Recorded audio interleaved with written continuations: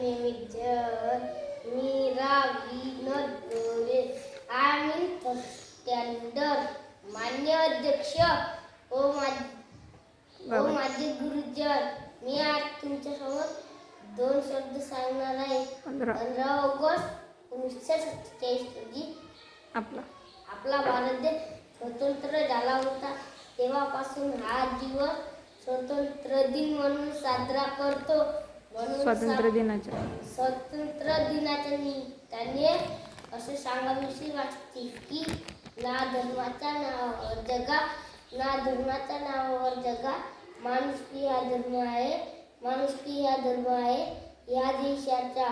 माणुसकी हा धर्म आहे या देशाचा. फक्त देशासाठी जगा.